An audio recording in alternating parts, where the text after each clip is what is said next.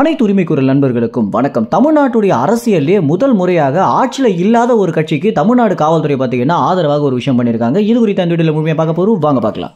தமிழ்நாடு பொறுத்த வரைக்கும் எத்தனையோ அரசியல் கட்சிகள் இருந்தாலுமே நாம் தமிழர் கட்சியின் தலைமை ஒருங்கிணைப்பாளரான சீமான் அவர்கள் மேல மட்டும் பாத்தீங்கன்னா ஏகப்பட்ட பேர் தங்களுடைய வன்மத்தை கொட்டிட்டு வந்துட்டு இருக்காங்க. இதற்கு முதல் முக்கிய காரணமே என்ன அப்படின்னா, சீமான் யாரோடையும் ஒத்து போகாம தனிச்சு தானே களம் காண்பேன் அப்படின்னு இருக்கிற ஒரே காரணத்தினால சீமானை பாத்தீங்கன்னா ஒதுக்கிடணும், அவர் ஏற கட்டிடணும் அப்படின்றதுக்காகவே பல பேர் பல வேலைகளை பண்ணிட்டு வந்துட்டு இருக்காங்க. உதாரணத்திற்கு பாமக கட்சியோட சீமான் ஒத்து வராத காரணத்தினால பாமகவுடைய நிர்வாகிகள் தொடர்ச்சியாக சீமான அவதூறாக பேசுறதும், அதற்கு பிறகு தற்போது விஜயுடைய அரசியல் கட்சி ஆரம்பிச்ச பிறகு விஜயுடைய ரசிகர்கள் சீமான அவதூறாக பேசுறதும் அப்படின்னு எந்த கட்சிகள் வந்தாலுமே நேரடியாக அவங்க எதிர்க்கக்கூடிய ஒரு கட்சியாக நாம் தமிழர் கட்சி தான் இருந்துட்டு இருக்காங்க.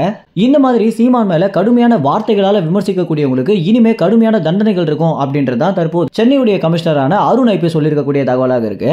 இன்றைய தினம் சென்னையில் நடந்த காவல்துறை மீட்டிங்ல பாத்தீங்கன்னா அருண் ஐபிஎஸ் ஒரு சில விஷயங்களை சொல்லியிருக்காரு. அதாவது தமிழ்நாட்டில் இருக்கக்கூடிய அரசியல்வாதிகளுக்கு நம்ம பாதுகாப்பை பலப்படுத்தணும் அப்படின்னும், ஆம்ஸ்ட்ராங்க போல இன்னொரு நிகழ்வு நடந்துடவே கூடாது அப்படின்ற காரணத்திற்காக காவலர்கள் பாத்தீங்கன்னா கொஞ்ச நாட்களாகவே ரொம்ப எச்சரிக்கையாகவே இருந்துட்டு இருக்காங்க.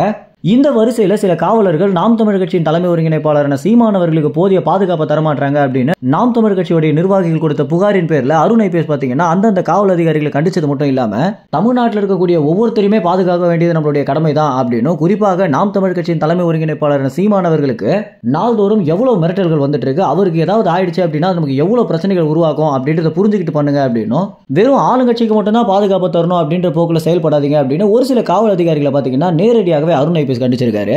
இந்த விஷயங்கள் எல்லாமே காவல்துறை அதிகாரிகள் அடுத்தடுத்து நாம் தமிழர் கட்சியின் தலைமை ஒருங்கிணைப்பாளரான சீமான் அவர்கள் வீட்டிற்கு காவலாக வந்ததும், அதற்கு பிறகு சீமானுடைய பகுதியில் அதிகமாக ரோந்து பணியில் ஈடுபட்ட போது நாம் தமிழர் கட்சி நிர்வாகிகள் பாத்தீங்கன்னா விசாரித்த போது காவல் அதிகாரிகள் நேரடியாக இந்த ஒரு விஷயத்தை சொல்லியிருக்காங்க.